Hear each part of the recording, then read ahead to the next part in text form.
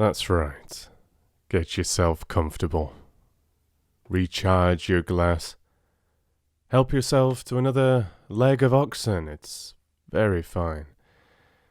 I must say that today you are in for quite a treat. Rather than me telling you 3 stories with separate events and characters, today I will be telling you a trilogy of stories. These are the tales of the Golden Curse. You see, the gods of Asgard loved to visit Midgard, the realm of men. They came seeking adventure, but all too often what they found was trouble. On one such trip, a trio of careless gods set in motion a terrible chain of events, wreaking havoc with cursed gold, a deadly dragon, and one man's desperate desire for revenge.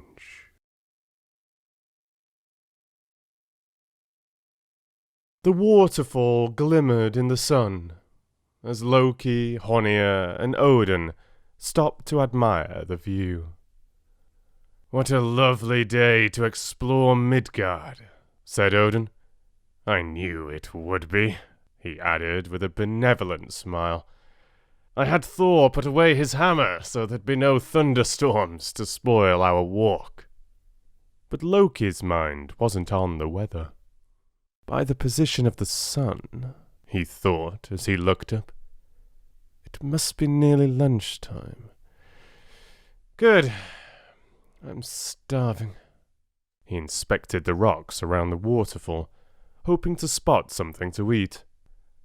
"Look at that otter," he said to his companions, pointing to where it sat on a rock.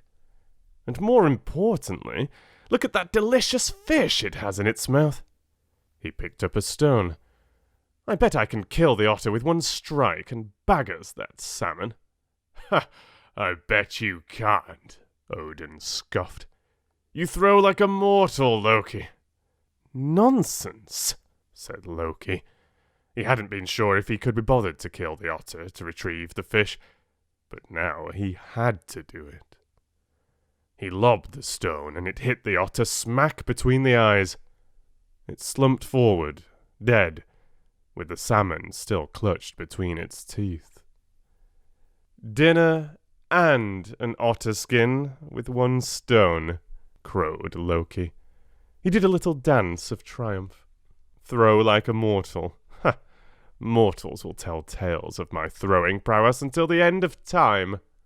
"Stop showing off and let's eat," said Odin. "Light a fire, one of you." "It's too hot out here in the sun," moaned Honir. "I'm not eating my lunch from my lap like a mortal peasant either. I'm a god." "Perhaps we could shelter over there," said Loki, pointing to a small stone house ahead of them. "We can pay them for our lodgings with the otter's pelt," he went on. "It's a particularly fine, glossy one, after all." "Fine. But let's disguise ourselves as mortals first," said Odin. "It won't do to have humans knowing our comings and goings." "A disguise? You don't have to ask me twice," Loki replied, immediately changing his shining, handsome face into a more ordinary human one. The other gods followed suit, shifting their features into new, unremarkable faces. When they reached the cottage, Odin rapped on the door. A tall, middle-aged man answered. He seemed confused when he saw them, as though he was expecting someone else. "Yes?" he barked. "Maybe we should go," Honir whispered to Odin. "I don't think he likes us." But Loki wasn't put off. "Good day," he said in his most charming voice. "We were wondering if we might shelter from the heat of the noonday sun in your beautiful home. We will give you a taste of this fine, fat fish in return, he said, holding up the salmon. And I also present to you this otter. Its skin would make a beautiful hat, or perhaps a nice warm pair of gloves. Loki held up the otter for inspection, beaming with pride. A dark expression passed over the man's face. He glared at them, each in turn. Then, after a pause, he snatched the salmon and the otter. "You had better come in," he snapped. He showed them to a large dusty room with a couple of chairs and a bed and, without another word, slammed the door. "How rude," said Odin. "Perhaps he's embarrassed because his house is so humble," said Loki. "I know we're in disguise, but we're still very well dressed. Well, especially me." "Loki," said Odin, with a note of warning in his voice. "What did I say about showing off?" "I'll be quiet. In fact, I think I'll have a nap," said Loki. He yawned and curled up like a cat in his chair. "All this exploring is exhausting." The three gods settled down to rest, and soon drifted off into a doze. When they woke, Loki blinked, trying to work out what was wrong. "I'm tied up!" he cried. Ropes bit cruelly into his chest, and his legs were bound to the chair. "Me too! Me too!" cried Honir and Odin. At that moment, three humans burst into the room, staring angrily down at them. "I am Hreidmir, the sorcerer," said the man who'd opened the door to them, "and these are my sons. Don't try to escape. The ropes are magical. They could bind any creature in the 9 realms. Even a god could not escape." "Why have you tied us up?" asked Loki, rather annoyed with himself. "Falling asleep in the house of a hostile stranger. Not your most cunning move, Loki." "Let us go at once," roared Odin. Hreidmir gave Odin a look of pure, hot hatred. "Let you go? Never! That otter you killed was my son. Now you must pay for your terrible crime." "Your son?" said Odin. He glared at Loki. "Ah," said Loki. "This is awkward." "Silence!" One of the younger men stepped forward. "He was our dear brother. I am Fafnir. This is Regan. I'm telling you so you know exactly who is going to end your miserable lives." His eyes glinted with violent fury. "I don't understand," said Honir, still catching up. "How can your son be an otter?" "Fool!"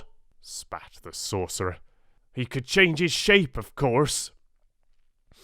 He was the son of a sorcerer."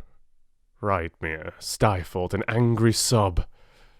"He used to spend every day fishing by the waterfall in his beautiful otter shape, bringing us back fish to eat. And now he's dead by your hand." "And was the salmon a relative of yours too?" asked Loki. The sorcerer just snarled in response. "You're not making this better," Odin hissed. "Father," said Regan, turning to the sorcerer, "let me slay these monsters. I will avenge our fallen brother." "No, I will!" cried Fafnir, stepping forward. "I'm the eldest. It is my right." As the brothers squabbled, a plan assembled itself in Loki's mind. With his vast store of cunning, it only took a moment. "We are very sorry for our terrible error," he began. "It was an honest mistake. But I should tell you we are, in truth, gods in disguise." With that, he changed back into his glowing godly form. The other gods followed suit, their faces transforming so they shone like the sun. Hreidmir looked slightly surprised, but then he laughed. "So," he said, "you're still my prisoners. I'm the greatest sorcerer in all the realms. I'm not afraid of the Aesir, or any other kind of god for that matter." "Forgive me, mighty one," said Loki, changing tack. "But as gods, we have great wealth and power. Perhaps we could give you a generous gift of gold to show you how truly sorry we are." At the mention of gold, greedy fire glinted in the eyes of the three men. Loki breathed a silent sigh of relief. Mortals are so predictable, he thought. "We accept," said Hreidmir. "You must bring us the finest dwarf gold and lots of it. Enough to cover the body of my murdered son. And enough to fill his skin, too," added Fafnir. "And to cover every single whisker," chimed in Regan. "You go," he said to Loki, untying his bonds. "We'll keep the others as prisoners until you return." Loki rubbed his wrists, relieved to be free, and rushed out of the cottage. He had no intention of handing over any of Asgard's beautiful gold, especially not any gold that belonged to him. But he knew exactly where to get the treasure he needed. He'd heard of a pool in Midgard beneath a thundering waterfall where a gigantic fish lived. At least, it looked like a fish, but Loki knew it was a shape-shifting dwarf named Andvari, owner of a vast treasure hoard. "I'll need to catch him," thought Loki. "But who shall I ask to help me?" Aha! The sea goddess Ran. If anyone can catch a magical fish, it's her. And he sped off towards the ocean. "Oh, splendid goddess!" he called out when he reached the shore. "Will you grant lowly Loki an audience?" The goddess rose up from the sea, glistening with foam and fury. "Why are you bothering me? I was down among the shipwrecks, counting treasure. You've made me lose my place." "What a coincidence," said Loki. "It's treasure I want to talk to you about." Ran looked suddenly interested. "Oh, yes?" Loki put on his most serious expression. "Yes.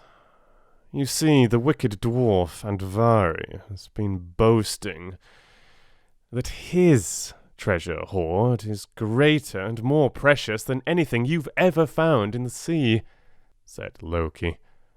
"Which, of course, is false." Ran grew furious. "How dare he? The treasures I find when I wreck men's ships are magnificent. I will crush him for his insolence. I will—" "No need, sweet goddess," said Loki. "I am happy to catch and punish him personally for spreading such lies. The snag is, I don't know how." Without another word, Ran bobbed down beneath the waves and came up clutching an enchanted net. "I use this to snare ships," she said, "but it will work just as well on a filthy, lying dwarf."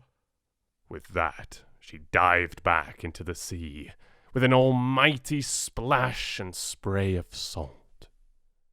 Loki ran straight for the waterfall, clutching the dripping net and whooping with delight. The next part was easy.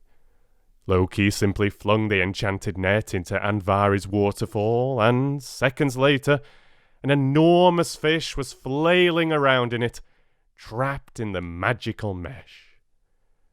Loki gave a heave and pulled the creature out of the water. With a flash of sunlight on scales, the fish began to change shape. Fins stretched out to become arms. The tail divided into stumpy legs. Soon the being thrashing in the net was a furious dwarf. "Let me go!" Andvari yelled. Loki grinned. "Now, Andvari, you can't escape this magical net, however hard you try. But I promise to let you go if you pay me with gold from your treasure hoard." "As you wish," grumbled Andvari. "I'll take you to my hoard if you let me out." With a gloating smile, Loki released him and followed Andvari to his treasure, hidden in a cave behind the waterfall. The gorgeous, glinting pile of gold took Loki's breath away. He filled a bag with shining golden pieces, enough to cover the dead otter's body and to stuff it too. Loki was about to leave when he spotted a beautiful ring on Andvari's finger. "I'll have that as well," he demanded. "For myself." "Never!" said Andvari. "It's a magic ring, and I use it to make more gold. If you take it, I'll be the poorest dwarf in all the realms." "Tough," said Loki, dangling the net over Andvari as a threat. He tugged the ring from the dwarf's finger. Then Loki ran off, with the bag of gold over one shoulder and the net over the other. Andvari was hopping up and down in rage. "Then I curse my gold!" he yelled after Loki's departing back. "I curse my gold and that ring and anyone who owns it. And I hope you die a painful death too, Loki. Slow and agonizing." Loki's voice came back to him, faint on the wind. "I'm not afraid of curses. I'm the trickster, and I make my own fate." As soon as he reached Hreidmir's house, Loki proudly showed off his hoard of treasure. "Cover the body of our dear brother and prove that you've brought enough gold," Regan grunted. "Yes," said Fafnir, "and we've skinned him, so you can stuff him with gold too." "How, thoughtful," Loki replied. "Gold," murmured Hreidmar, gazing at the treasure like a man in love. "Go on, Loki," said Odin. "Cover him and stuff the otter skin. Then you can come and undo these ropes. They're starting to pinch." Loki poured out the gold onto the floor. He filled the insides of the otter skin with it, then heaped the rest over the body and the fully stuffed skin. "We can still see one of his whiskers," Hreidmar complained, peering down at the glistening pile. Loki looked at Andvari's ring on his finger. He'd been meaning to keep it. Imagine the fun I could have with a cursed ring, he thought. But a deal's a deal. With a sigh, he dropped the ring onto the pile, covering the otter's last whisker. Hreidmar, Fafnir, and Regan clustered around the gold, counting it, running it through their fingers, deaf and blind to everything but the sparkling magnificence of their treasure. Loki was annoyed that their captors were enjoying themselves so much. "It's cursed, you know," he said, hoping to spoil their fun. But the three men didn't hear, or didn't care. Loki shrugged. "Can't say I didn't warn you." "Will you free me and Odin?" asked Honir, looking pleadingly at Loki. Loki strode over and untied their knots. "I'm sure you'll both agree," he said. "Me saving the day quite outweighs any otter-related accidents." Odin grunted. "Come, let us return to Asgard. I am growing tired of this adventure. I believe a feast is in order." "Good," said Loki. "I'm so hungry I could eat my own head." "Me too," said Honir. "Although not your head, Loki. Knowing you, it would only play tricks on my stomach." The three gods slipped away into the night. Hreidmar, Regin, and Fafnir didn't even notice. They only had eyes for the gold. Fafnir slipped the ring on his finger and watched it catch the light. "How beautiful it is," he murmured. "Give me that!" cried Hreidmar. "I'm your father. This treasure belongs to me." "We deserve a share too," protested Regin. "You can't have it all, father." "That's right," said Fafnir, reaching for his sword. "And if you won't give it freely—" In the blink of an eye, his sword was up to its hilt in his father's chest. With a moan, Hreidmar fell onto the pile of treasure, scattering coins before him. The curse had claimed its first victim. Regin gasped with horror, but Fafnir began to laugh. "All mine, brother! It's all mine!" His laugh became a roar, and as he roared, his body started to change. It swelled, becoming larger and scalier, while his face grew longer and wings sprouted out of his back. Soon, he was no longer a man, but a dragon. "Brother?" stammered Regin. "Did you think our father was the only sorcerer in the family? Or that our brother was the only one who could change his shape?" Fafnir roared once more, breathing out a jet of flame that Regin only narrowly escaped. "No one will take my treasure from me now," Fafnir declared. "And anyone who tries will be roasted like an ox on a spit." With that, he gathered up the treasure in his claws and launched into the air on his mighty, leathery wings. Fafnir the dragon flew far, far away, until he reached a cave large enough for his great dragon bulk. There he settled down on top of the mound of gold, with one eye ever open for thieves.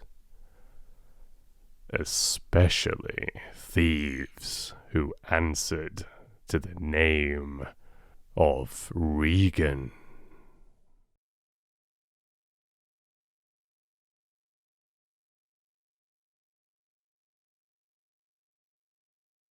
Sigurd had a destiny. He'd known it all his life. One day I will slay the evil dragon, Fafnir.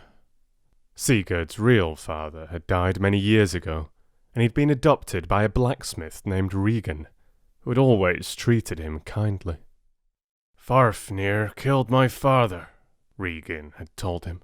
"When you are old enough, you must kill this terrible monster." Sigurd grew to be both strong and handsome, with golden hair, broad shoulders, and eyes as blue as the sea.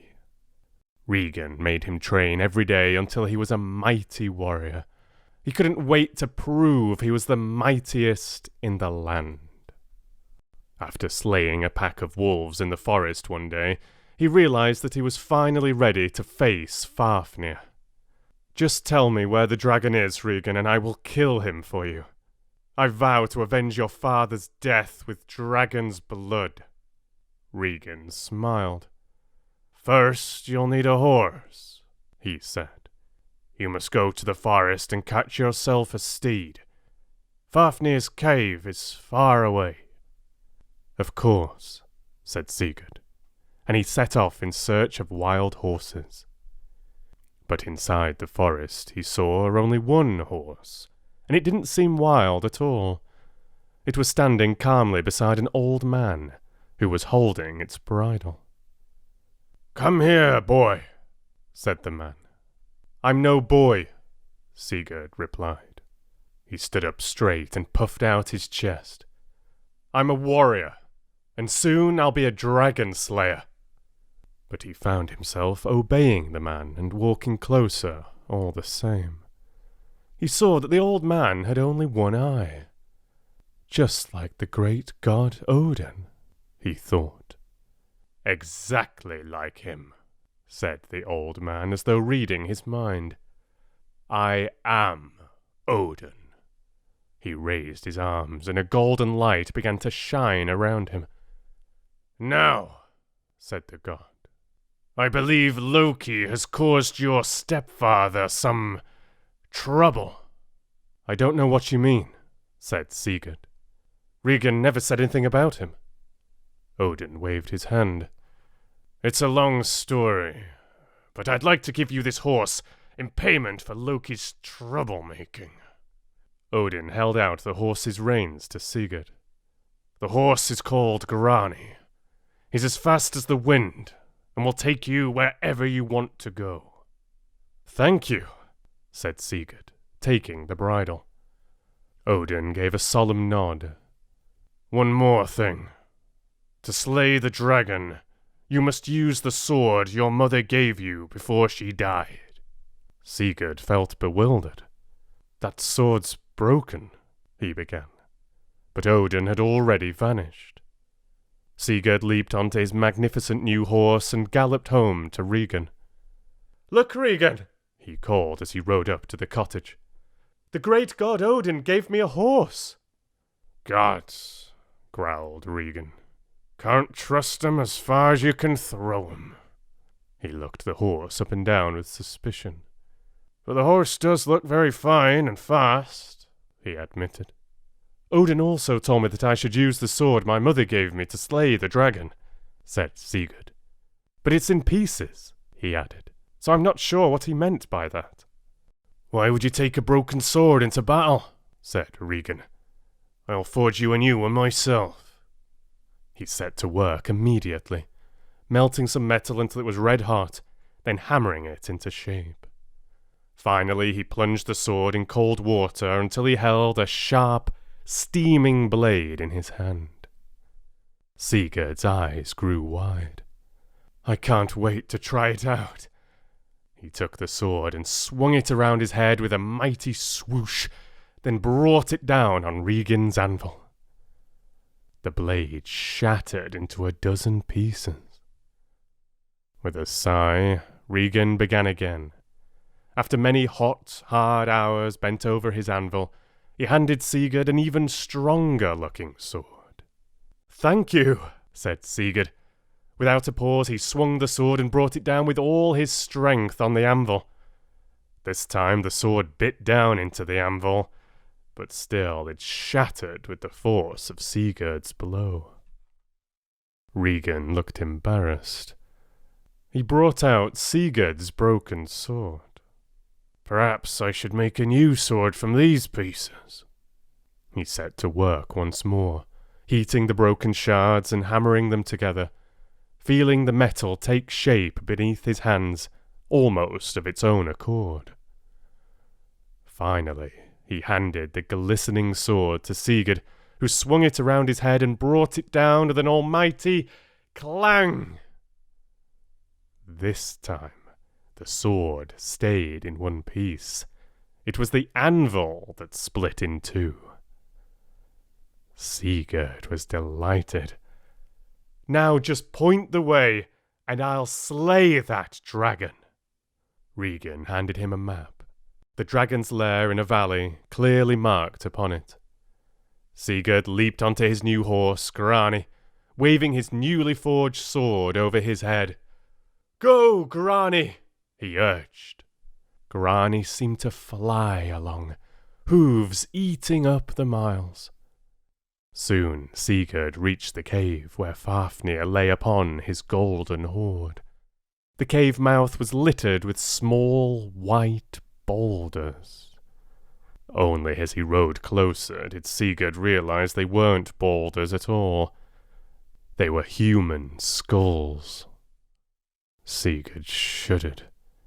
"But I won't turn back," he told himself. He already had a plan. Regan had told him that Fafnir stalked out from his cave each day to drink water from the river and catch animals to eat. Sigurd climbed into a rocky crevice beside the river and waited.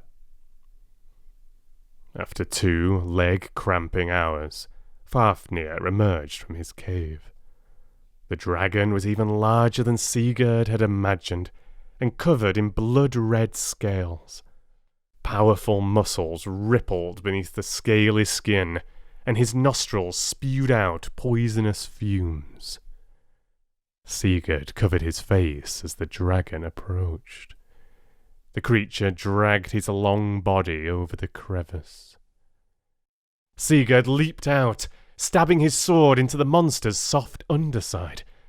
The blade punctured Fafnir's chest and plunged deep into the dragon's heart, letting out a jet of blood.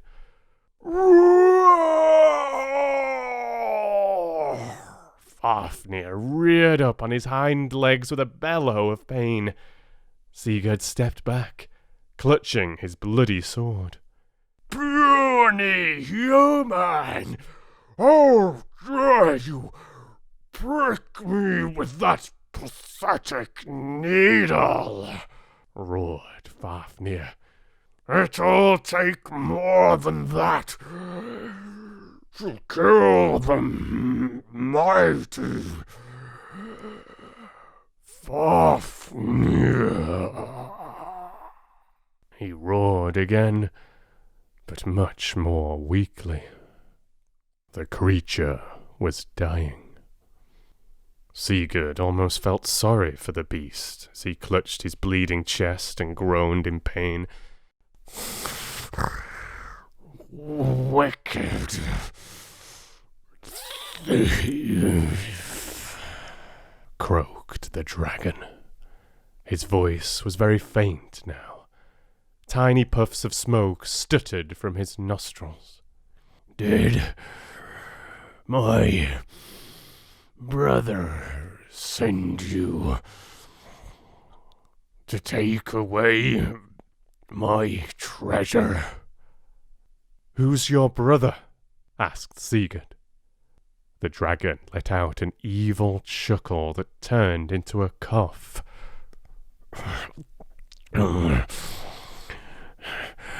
"Let me guess. Regan didn't tell you that I wasn't always a dragon?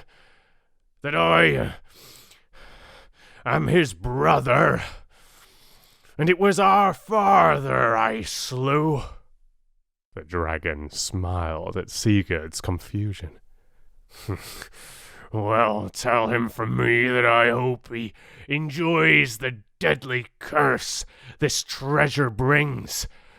I hope you enjoy it too, Dragon Slayer. Soon you'll perish, just like me," he whispered. He fell to the ground, coughed once more, and died. Sigurd looked down at Fafnir's body. "I don't fear this curse," he told himself. "All men die eventually. Why shouldn't I die rich? On top of the dragon's hoard, he saw a beautiful golden ring. Sigurd slipped it on his finger, gathered the rest of the hoard in Grani's saddlebags, and rode back to Regin. "I killed the dragon, Regin," he said. "But why didn't you tell me he was your brother?" Regin shook his head sadly. "I didn't want to tell you of our family's shame. What my brother did was so terrible." "I understand." Sigurd nodded, satisfied. "Now, let's share this gold and live like kings." "Wonderful," said Regin, with a dead-eyed smile. "But can you do one last thing for me? Cut out the dragon's heart and cook it." "Why?" asked Sigurd. "I'll tell you when you return. Just make sure you cook the heart thoroughly, and take your time." Leaving the treasure with Regin, he rode to the dragon's cave and cut out Fafnir's heart. He roasted it over a fire next to the dragon's body. Now that the fire-breathing monster was dead, animals were returning to the valley. Birds flew overhead, filling the air with their songs. As the meat cooked, it spat out fat and blood. A tiny drop landed on Sigurd's tongue. With the hot, salty taste in his mouth, he realized that the birdsong around him was forming into words. Drink a dragon's blood, and you'll understand our speech," sang a passing crow. "Listen carefully, and it could save your life," cried an eagle overhead. "I spy danger, mortal man. Beware! Beware!" Then a blackbird landed on a rock beside his fire. "While you're busy cooking, Regin's sneaking up on you," it sang. "He knew he couldn't beat you in a fair fight. But he'll kill you, Sigurd, so beware, beware!" "Now he has the treasure, he's coming for you," called the eagle. "Beware! Beware!" Sigurd froze. He heard crunching footsteps behind him. Grabbing his sword, he was on his feet in seconds. Just as the birds had warned, Regin was running straight at him, his own sword drawn, his face filled with fury. But Sigurd was too quick for the older man. He plunged Gram into Regin's chest. Regin grunted and crumpled to his knees. He looked up at Sigurd, his eyes burning with hate. "The treasure's yours now," he growled. "And so's the curse." Then he fell forward beside his dragon brother Fafnir. "Oh, Regin!" cried Sigurd. "You were like a father to me. How could you betray me like this?" He stayed a while, weeping. Then, with one last look at the bodies, Sigurd mounted his horse and headed towards Regin's home. As he rode, the birds sang to him once more. "Ride on from here and don't turn left or right. Soon you will come to a beautiful maiden asleep inside a ring of fire. Her name is Brynhild, and she will need your help." Sigurd nodded his thanks. Although his heart was full of grief, he couldn't let that stop him. "I'm a hero," he told himself. "I've slain the dragon. Now it's time to save the beautiful Brynhild." And he rode on towards a new adventure.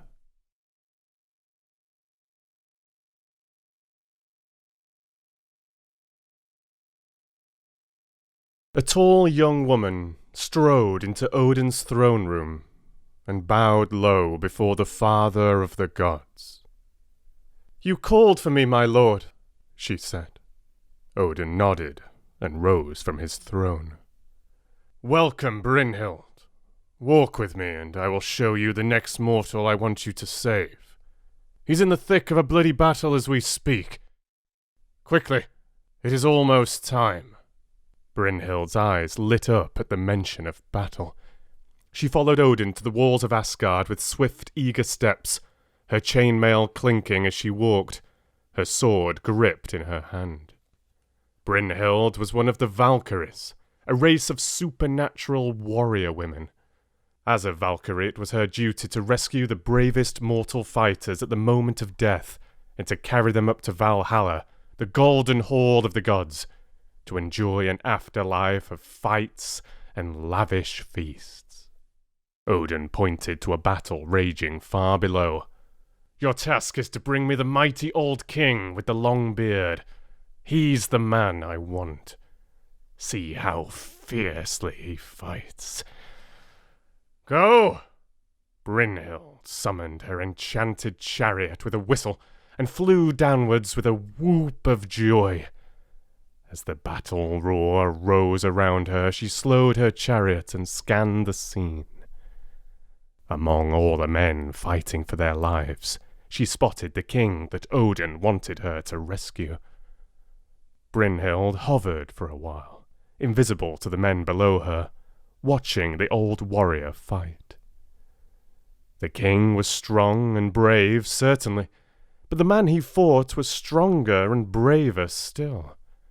With a flash of speed, she rode her chariot into the thick of the battle and grabbed the king's opponent. Then she swung him on board and took him with her, up to the hall of the gods. "Surely Odin will be even more pleased with this fine man," she thought. When Brynhild saw the Allfather's face, she realized that she couldn't have been more wrong.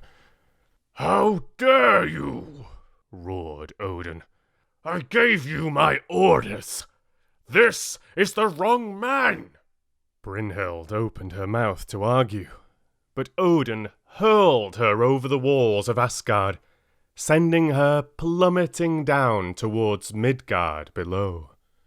"Any Valkyrie who disobeys me is a Valkyrie no longer!" Odin bellowed after her. She fell down, and down, and down. "As your punishment, you will sleep in an enchanted hall, surrounded by a ring of fire. You will only awake when a man is brave enough to pass through the flames and take you as his wife. And when you wake, you will be a mortal woman. You have disgraced the noble name of the Valkyries." With Odin's words ringing in her ears, Brynhild smacked down onto a cold stone slab. All around her, she heard the crackling of flames. Her eyes fluttered closed, and she drifted into a deep sleep. The last words she heard were Odin's. "No one disobeys me! No one!" She seemed to sleep forever, dreaming of fire and battle, and of falling but never landing. Until at last, through the darkness, there came a voice. She opened her eyes to see a man with golden hair, broad shoulders, and sea-blue eyes standing over her. The man was staring at her, enraptured. "My name is Sigurd," he said. "I've come to rescue you." Brynhild shook the grogginess from her mind, trying to remember where she was and what had happened. "I was falling," she murmured. But as her head cleared, She grasped her rescuer's hand and sat up. "My name is Brynhild. Are you really here to free me?" Sigurd helped her to her feet. "I am, my lady," he said. "My steed is strong. He can carry us both through the flames." Then Brynhild remembered Odin's last words to her. "I can't leave. The king of the gods has trapped me here. I can only escape if a man is willing to marry me, but I don't know how to be a wife. All my life, I've been a warrior." Sigurd clasped her hands in his. "As am I. I would love to marry you, brave Brynhild. Please, take this ring as a pledge of my love." Brynhild smiled as the handsome young warrior slipped a golden ring onto her finger.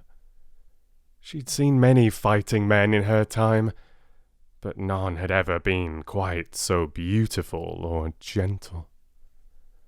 His voice was soft and sad, as though he had been through terrible hardships. "This ring is just one portion of my fortune," said Sigurd.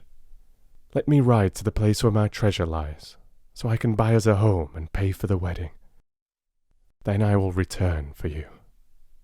With a smile and a bow, he left. Brynhild stared after him, longingly. Sigurd rode away, bursting with happiness and hope.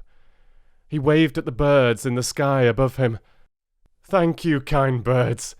You saved me from Regan, and then you led me to the most beautiful woman I've ever seen. A woman who knows how to fight with a sword, too. I don't think life could get any better." The birds called back. Their voices were urgent, as though they wanted to warn him of something. But the dragon's blood was wearing off. Sigurd could only hear trills and cheeps. He shrugged off a creeping feeling of unease and galloped towards Regan's home, his heart full of eager love. He couldn't wait to take the treasure to his beautiful Brynhild. It was starting to get dark now, and Sigurd turned this way and that through gloomy woods until he was no longer sure where he was going.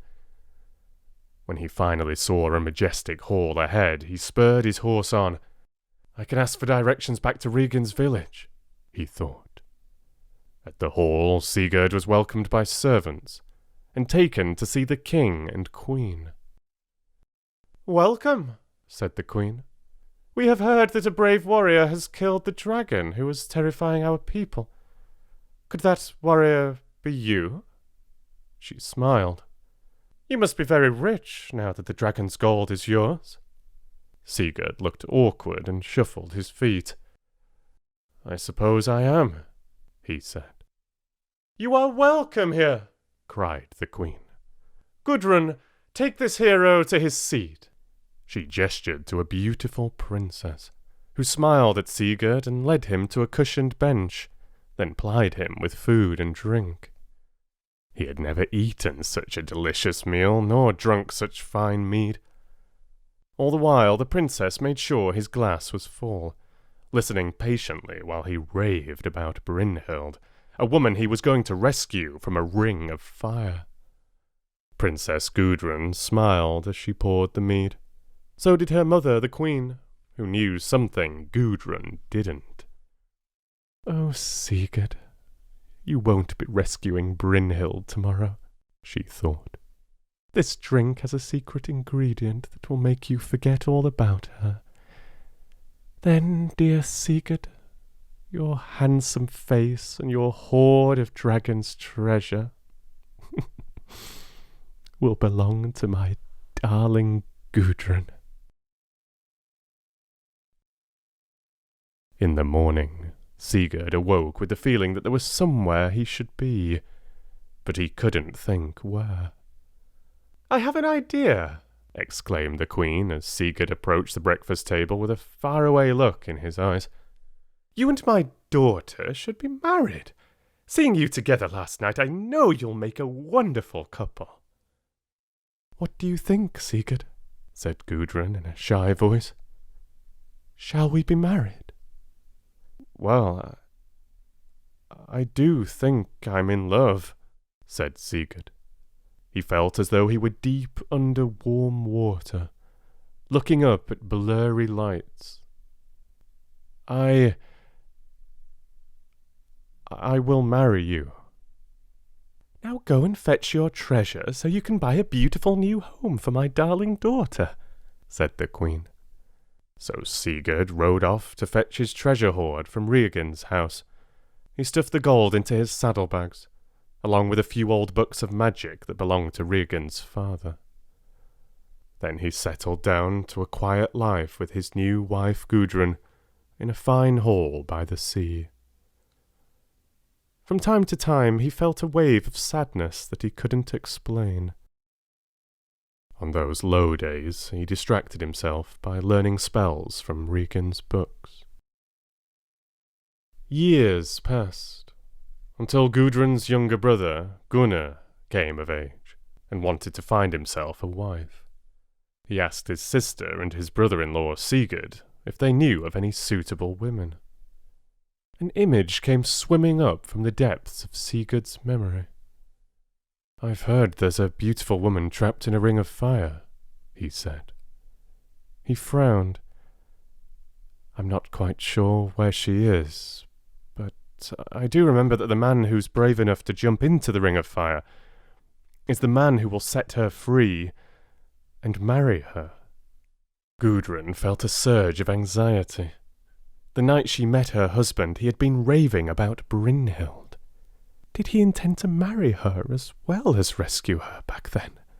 The secret her mother had told her on her wedding night came rushing back. Only my mother's enchanted mead stopped Sigurd from rescuing Brynhild. What if Brynhild steals my husband away? And then she thought, but if she's already safely married to my brother, she wouldn't dare.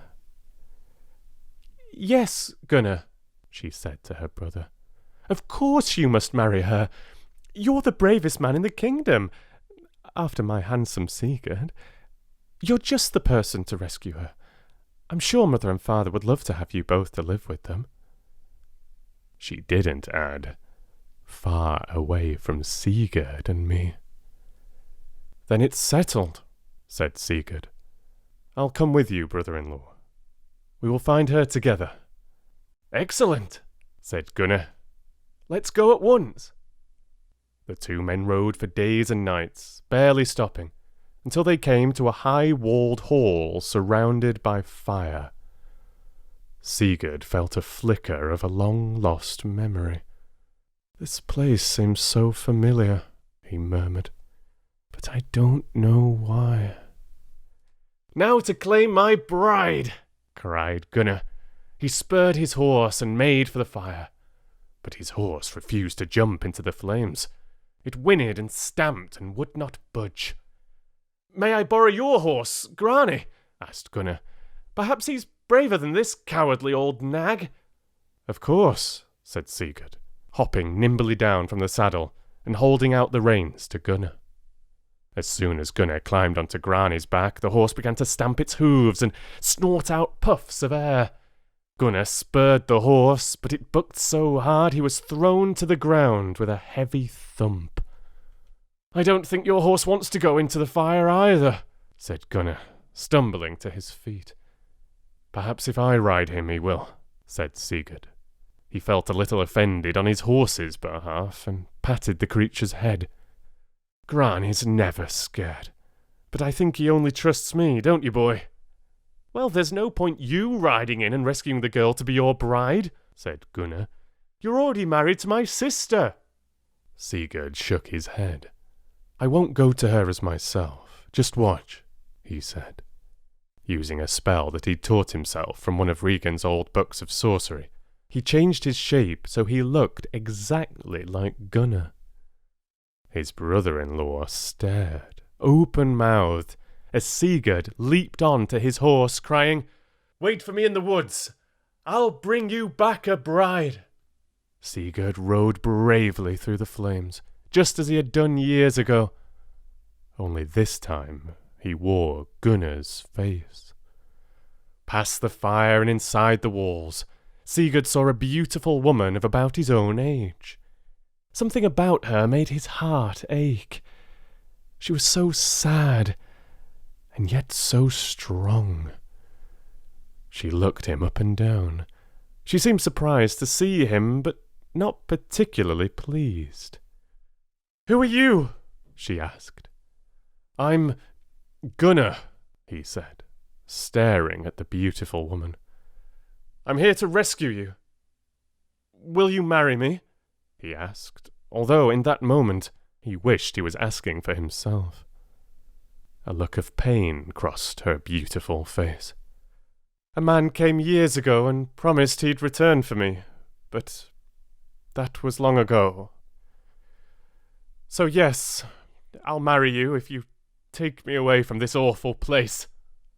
Sigurd smiled weakly and took Brynhild by the hand. They galloped on Grani through the flames. When they reached the woods, Sigurd asked Brynhild to wait for him and rode into the trees where Gunnar was hiding behind a thicket of trees. "She's all yours," whispered Sigurd. Gunnar clapped him on the back and went out to see his bride-to-be with his own eyes. "Didn't you have a different horse a moment ago?" asked Brynhild, as Gunnar came out of the trees. "Its mane looked darker before." Gunnar mumbled something about it being a magical horse that could change its appearance, and they trotted on in silence. Gunnar carried his new bride off to his parents' royal hall, and Sigurd went back to his own wife and his home by the sea. But he often dreamed of a fierce female warrior, clad all in chainmail and armed with a sword. Brynhild, meanwhile, was far from happy. "I wish I'd never fallen to this mortal realm. I wish I could go back to being a Valkyrie." But she also wished that she could see Sigurd once more. When her sister-in-law Gudrun arrived to visit one day, she welcomed the distraction. They went for a walk beside the river. They were chatting about their husbands, boasting about their courage. Brynhild felt it was the sort of thing expected of a fine lady, though she would much rather have been boasting of her own battle skills. "My husband's so brave he rode through a ring of fire to rescue me," she said. Gudrun shook her head, annoyed on Sigurd's behalf. "That's not true. It was my husband who rescued you," she said. She instantly regretted it, but she couldn't take it back now. Brynhild frowned. "But I haven't even met your husband." "I don't understand." Gudrun gulped. "You have met him, Brynhild. His name is Sigurd. He did a spell to make himself look like my brother. I forget why. Something about my brother's cowardly horse." Brynhild suddenly felt ice cold. "Sigurd, the man who abandoned me. How could he? Your husband is Sigurd?" "Yes," said Gudrun. She tensed to see how Brynhild would react. Brynhild said nothing, so she went on with a story that was not quite the truth. The dangerous scowl on Brynhild's face made her quite sure that the truth would not end well for her. "He came to my parents' hall one day and he fell in love with me at first sight. Well, more or less," she said. Rage rose in Brynhild's heart, but not at Gudrun. "He betrayed me." "I have to go," she said, and ran back along the river path. Gudrun watched her go, hoping that Brynhild would not rush to Sigurd and declare her love. That night Brynhild turned to her husband. "I know the truth about the day we met," she said in a quiet, furious voice. "You've deceived me. To make amends, you can do one thing. kill Sigurd, or I'll kill him myself." Gunnar was stunned. "I can see why you might be angry with me for the trick I played to win you, but why do you want him dead?" "Because he promised to marry me, and he broke his promise," snarled Brynhild. Her teeth were clenched, and some of her Valkyrie spirit flashed in her eyes. Feeling a fury of his own at the idea of his wife pining after another man, Gunnar wanted to kill Sigurd. "But he is married to my sister. I can't." "Fine," snarled Brynhild. So she sent a servant to the room where Sigurd slept beside Gudrun. Under her instructions, the man took Sigurd's own sword and stabbed him through the heart. "My husband, my husband!" Gudrun cried, waking to find Sigurd dying beside her. She ran outside, screaming for help. A few moments later, another figure entered the room. It was Brynhild. Racked with guilt, she'd followed the servant to try to stop him. "Too late," she murmured, taking Sigurd's hand. "Oh, my love, I was so angry. Forgive me." Sigurd did not reply. He was already dead. Brynhild took the bloody sword that had killed Sigurd and thrust it without a moment's hesitation into her own heart. It seemed only a moment later that Brynhild was aware of the sun on her face and a soft, sweet breeze. The air smelled like honey and roses, with the faint, sharp tang of the sea. Brynhild looked about her and saw green grass and flowers, and a little way off a golden hall, with its doors wide open. A very familiar hall. "It's Valhalla!" she cried. "I never thought I'd see this place again." "Brynhild?" came a voice. It was Sigurd. "You're here too!" she cried. Her expression hardened for a moment. "Why did you leave me in the ring of fire?" she asked. Sigurd shook his head.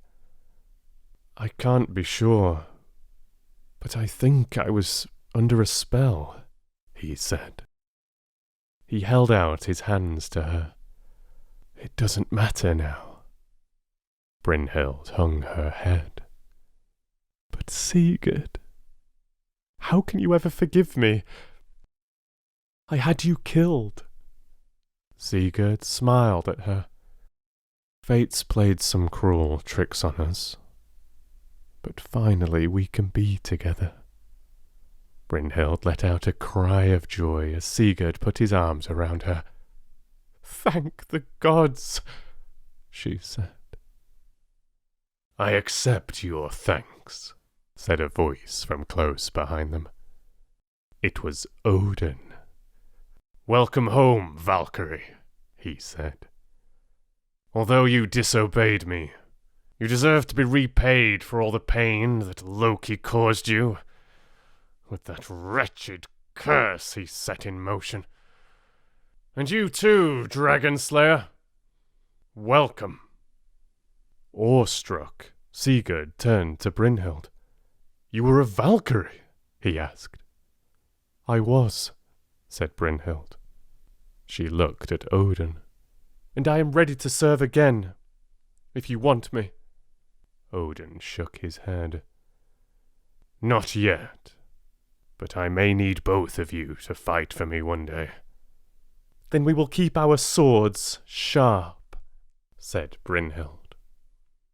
The sound of battle cries came drifting towards them. "Shall we go and join the fray?" Sigurd nodded, eyes shining with joy.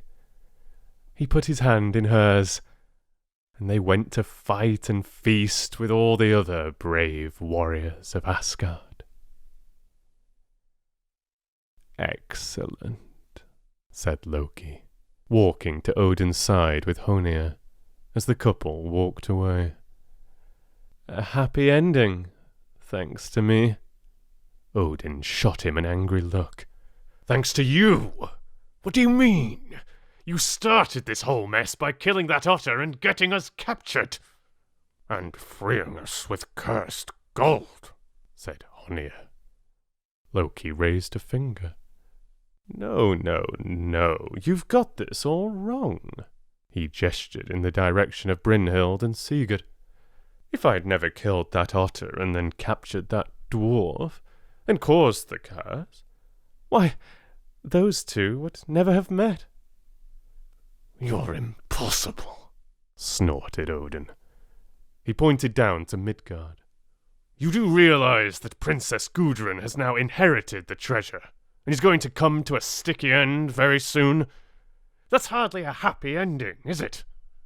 It's not as though she was entirely innocent, said Loki.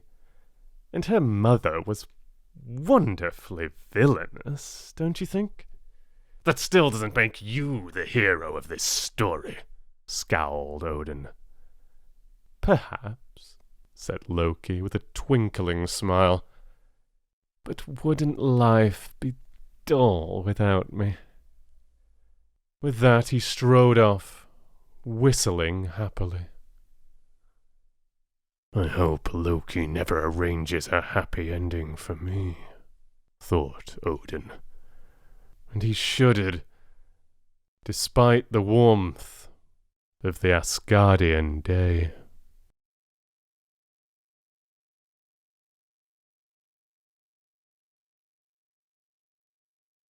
And there we have it, the end of the tale of the Golden Curse. I hope you enjoyed it, despite its somewhat sorrowful ending. It felt akin to Shakespeare's Romeo and Juliet, but thankfully, in this tale, they do find one another and are able to spend eternity together in the halls of Valhalla. You may know Brynhild and Sigurd from Wagner's The Ring Cycle, Brunhilde, as she is called there, being one of the most important characters in that extremely famous opera.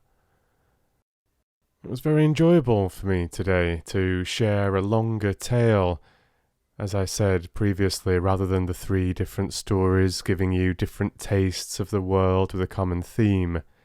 It was nice to get a little bit more immersed and spend a whole hour with you, just telling one extended tale with its 3 parts all coming together. Do share with me your thoughts and feelings. Let me know if you had any favourite parts or passages. And you simply must return for my final telling of these Norse myths, at least for the time being, as I would like to tell you the stories from the end of the world. As nothing lasts forever, not even Asgard. So come and find me for the stories of Ragnar. You take care until then. Thank you for listening. And I'll read to you soon.